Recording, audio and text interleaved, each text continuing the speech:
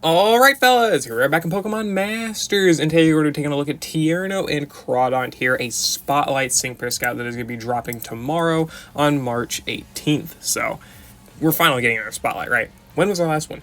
Ryuki? November?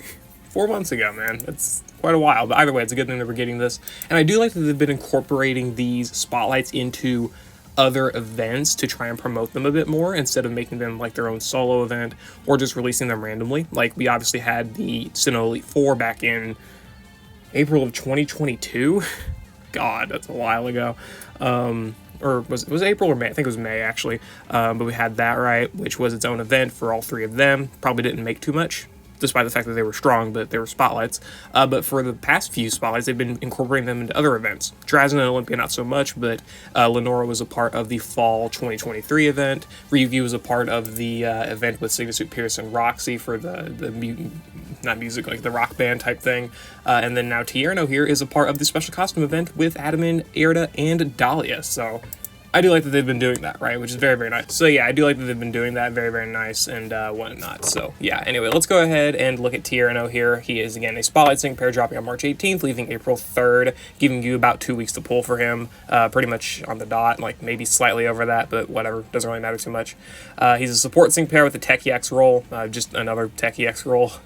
These Kalos Dark-type supports cannot just get away from the fact that they're getting Tech. Like, you had Neo Champion Caleb, and now you got Tierno. Poor guy, but whatever, that's fine. Grass weakness, because he's got Crawdaunt, of course, all that stuff. So yeah, he's a pretty decent Dark support, I will say. I don't think he's like in the top tier of Spotlight Sync pairs, but I will say he's definitely good, for sure. He can be pretty valuable. Not like to pick up, I would not recommend picking him up, but for like a free, like a character that a person can just get from doing multis for other characters, he's definitely not bad, for sure, and can be used in gauntlets, you can use him in like budget stadium battles, etc., right? It's definitely not a bad character. Looking at his stats, he's got 650 health, 171 attack, 132 special attack, 284, pretty much 283 in both defenses if we average, and 268 speed. If we go to his 6-star EX and upgrade him, he does have 324, pretty much 323 in both defenses, 750 health, and then 308 speed. These are fine defensive stats, nothing absurd, nothing bad. Let me look at Sonya for a reference, because I think Sonya's a good comparison for some of these Spotlight characters, if I could find her, right? Damn, she's old. If we EX Sonya, yeah, pretty much slightly better stats than Sonya, about the same level, so that's fine, that works. Not too bad. Speed's a little bit low, but that's all right. And he's not going to be doing damage, so I wouldn't worry about his offensive capability. But again, do also consider you can give him the Tech EX roll if you really want the stat boosts, and of course, level 150, he can get a lot of health that way and a lot of extra defensive stats if you're a big Tierno fan, which I know there's like 2 of you. I'm kidding, I like Tierno, a XY fan here. Anyway, whatever, moving on to his abilities, he's got Night Slash, which is a 2-gauge move that lands, has easier to land crits, which is not really too useful, mostly only useful for some passive abilities he has. X Defense all for buffing ally defenses, pretty solid for, you know, physical tanking for the whole team, not bad there.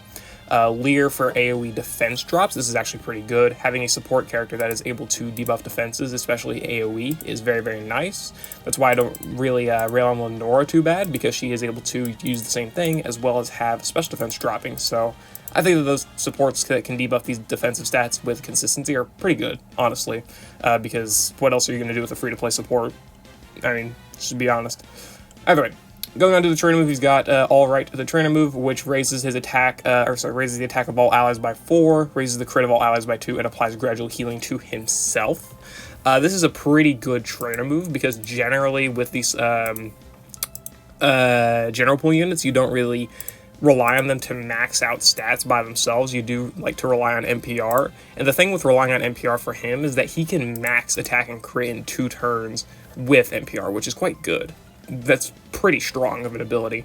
And of course, you can just also rely on the character that you're buffing to give you +1 crit, or to have +1 crit for themselves and max their own attack if need be. So that's a pretty good trainer move, all things considered. Going to his passes, he's got hit, HP recovery 9, restoring his HP when his attack move is successful. This does combine with the gradual healing from his trainer move here, so you've got gradual healing here, and you've got the healing here every time you use Night Slash for double healing, so to speak, which is great. And of course, Leer also does work with gradual healing, so he does have some good or decent healing methods in his grid, which is nice. He's got team attack down immunity, which is great to prevent attack debuffing, whether it be for allies who have Haymaker or Furious Brawn, who want to have attack buffs at maximum, or just preventing stat drops in general. It can be a useful ability. And then innate vigilance is always really helpful. This means you can run him with Head Start 1 or Adrenaline 1. You can run Defense Crush, which could be helpful.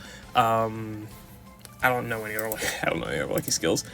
Who knows? But whatever you want to run with him, you can run with him, and you can still not worry about crits because you do have vigilance, which is great. So, pretty decent base kit. At 1 out of 5 without the grid, well, I guess the grid at 1 out of 5, he doesn't really have anything besides Flameproof. I would say he's not really that great without his grid.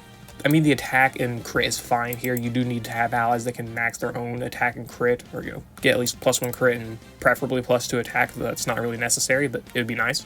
But other than that, he does have Leer. AoE defense debuffs are good. +4 on the defenses. Decent healing with hit HP recovery and the gradual healing.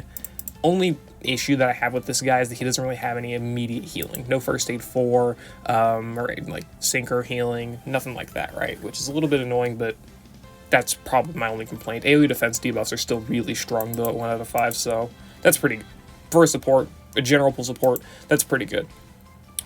Going into the dupes, because I'm going to consider that probably none of you are going to really pull for this guy, and if you are going to pull for him, you're probably going to go for dupes because you're probably a Tierno fan, which is fair, right?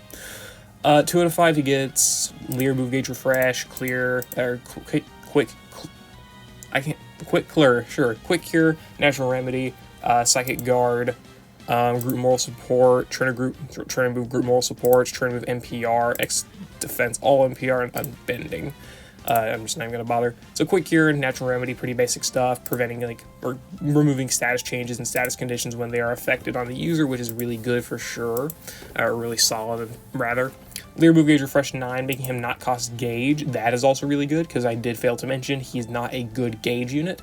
Using up 2 gauge for a spammable, and then even using 1 gauge with his low speed stat can be pretty bad. So having a method of charging gauge is really, really good. So this is actually pretty good for, again, being a general pull unit. And then Turn with NPR. Turn with NPR is really strong. This means he can max crit and attack in 2 turns, and I guess get double layers of gradual healing, but that's less important. And then Turn with Group Moral Support, raising special defense of all allies by 1, that's whatever, it's nothing crazy, but I mean, if you're going to go ahead and give him a 2 out of 5 grid, may as well pick it up. You get defense debuffs, or so you get defense buffs with X defense all, you get attack and crit buffs, and now you also get a few special defense buffs. You're going to be pretty bulky across the board. That's pretty helpful. So, hey, might as well pick it up if you're going to pick up Trainer Move NPR anyway, because, again, you do probably want to max enemy, or max ally attack and crit. So, this is pretty good. 3 out of 5, he gets a few other abilities. Just a few. He gets Safety Tether, Sterner Stuff 2, Synchro Healing, Trainer Move Pep Rally 2, Team Trash Tank 2, Leer Catalytic Infliction, Night / Attack Trap, and Night / Trip Up. Pretty decent stuff across the board. Safety Tether plus Synchro Healing, Sterner Stuff 2 and Team Trash Tanking just help out with his tanking and his healing ability. Team Trash Tank 2 is good for ally healing. Synchro Healing 1 is great for his immediate healing. Again, I do think his healing is a little bit lacking because it's mostly displaced to be gradual, right? You get a 30% chance to do a little bit of healing here, you get 20% healing on the sync move, a little bit of healing every action you take, a little bit more healing if you use an attacking move, right? So it's more gradual healing than immediate healing, but it's still good because it all combines to have a lot of solid healing ability, right? Especially with allies, right? With Team Trash, Tank 2, and Synchro Healing. So you do have that bit of ally healing as well, which is helpful. Pep Rally, if you're going to pick up Training with NPR, this is like probably a good spot to go to on his grid. You get speed buffs, which are helpful for his bad gauge, group moral support for a little bit of special defense buffing, and then Training with NPR so you can get +4 speed, +6 attack, +3 crit, and +2 special defense. Plus the X defense all, which can go +4 or +6, depending on if you pick up defense NPR. So that's pretty good as well. Safety Tether for endurance, good. This just helps out his tanking ability a little bit more. I don't think it's super necessary or super amazing to pick up, but I mean, you can pick it up if you want to. Sterner Stuff 2 for better physical bulk. This helps out if you know you're facing physical enemies and you need to be able to take a hit. It works out. And also, he's weak to grass, so like those, hard rock types, ground types, fighting types, they're not going to be able to hurt you too bad, which is quite good. Catalytic Infliction, this just helps out with the gauge efficiency. This plus Trainer Move Pep Rally is really, really good for making the team's gauge go by pretty quickly. Even +2 speed and gauge acceleration is already pretty fast gauge. And if you get the Trainer Move NPR +4 gauge, yeah, Sycamore helps out with gauge a lot. And this is going to be pretty akin to that, I would say. Night Slash Attack Trap, 50% chance to leave the enemy trapped. Just a general decent usability, nothing absurdly good, but I mean it is helpful. And then Trip Up 9 on Night Slash, speed debuffing, just useful for Cakewalk users or debuffing enemies with Fluid Fortification, or just any ally that really needs a speed debuffer. It can be helpful there. But I do think there is some overlap with that in Leer, because you do also want to use Leer to debuff defense, so having to use Trip Up 9 for speed debuffing on Night Slash is a little annoying. So you got to kind of figure out where you want to place your moves, right? Like if you want to do speed debuffing, then where you're going to place your attack and crit buffs, where you're going to place your defense debuffs, your defense buffing, right? All that stuff you got to kind of worry about a little bit, so do keep that in mind. I'd say this grid's pretty decent. I don't think he's better than Sonya, because Sonya can also max attack, crit, and defense all in one go with just one train of NPR. She's got immediate healing with potions. I wouldn't say better speed buffing ability, but every time she gets hit, she buffs speed, so she's got infinite speed buffing ability. Defense debuffs with tackle, which he does have that advantage because his debuffs are AoE, which is nice.